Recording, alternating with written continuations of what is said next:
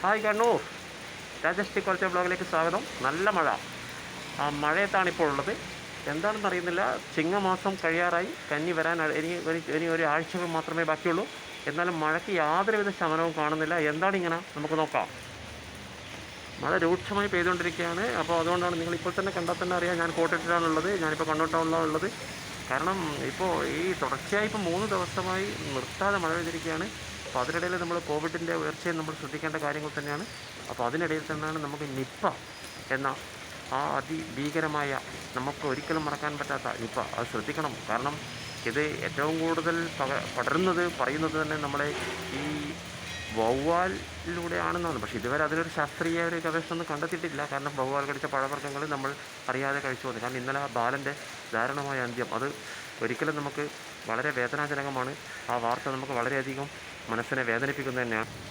തീർച്ചയായും നമ്മളെല്ലാവരും കരുതലോടെ തന്നെ നിൽക്കുക. കാരണം രോഗം വന്നിട്ട് നമ്മളൊന്നും പറഞ്ഞിട്ട് കാര്യമില്ല. വളരെയധികം ഭീകരമായ രോഗമാണ്. അപ്പോൾ നമ്മൾ കോവിഡിനെക്കാളും ഭീകരമാണ്. കോവിഡ് വന്നാൽ എല്ലാവരും രക്ഷപ്പെടുന്നുണ്ട്. പക്ഷേ നിപ്പ വന്നാൽ 100-90% മരണം തന്നെയാണ് സംഭവിച്ചുകൊണ്ടിരിക്കുന്നത്. അപ്പോൾ വളരെ ശ്രദ്ധിക്കുക. പ്രത്യേകിച്ച് നമ്മളെ കുട്ടികളെ പുറത്തിറങ്ങുമ്പോൾ നമ്മളെ ഇവിടെയുള്ള പഴവർഗ്ഗങ്ങൾ ഒക്കെ, ചില കുട്ടികൾ ഈ വീണിട്ട് റംബൂട്ടാൻ പോലത്തെ പേരക്ക പോലത്തെ പഴവർഗ്ഗങ്ങൾ, കാരണം ഈ രാത്രികാല സമയങ്ങളിൽ ഈ വവ്വാലുകൾ തൂങ്ങിക്കിടന്ന് വളരെയധികം, കാരണം ഇതിൻ്റെ സ്രവങ്ങളും പ്രശ്നങ്ങളും ഉണ്ടാകുന്നുണ്ട്.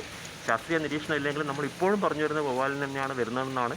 അപ്പോൾ ശ്രദ്ധിക്കണം, കുട്ടികളെ വളരെയധികം ശ്രദ്ധിക്കണം. പുറത്തിറങ്ങിയിട്ടില്ല മറ്റുള്ള ഈ പേരക്ക ഇങ്ങനെയുള്ള വീണ് കിടക്കുന്ന സാധനങ്ങൾ, ഇത് എന്താണെന്ന് പറയുന്നത് വളരെയധികം.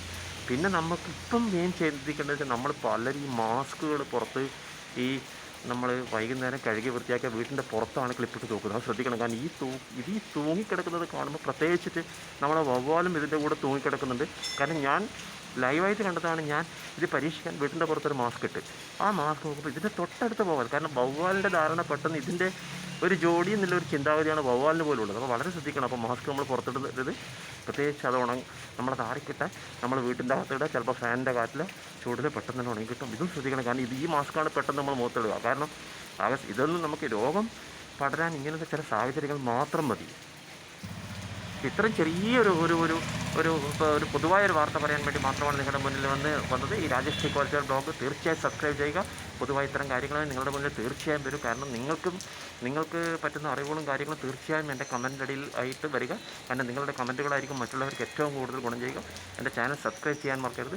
തീർച്ചയായും നിങ്ങളുടെ സബ്സ്ക്രൈബ് ചെയ്ത് നോട്ടിഫിക്കേഷന് വേണ്ടിയിട്ട് തീർച്ചയായും വലത്തുഭാഗത്ത് കാണുന്ന ബെല്ലൈക്കൺ കൂടി പ്രസ് ചെയ്യണം. മറന്നു പോകരുത് രാജേഷ് ടി ബ്ലോഗിലേക്ക്.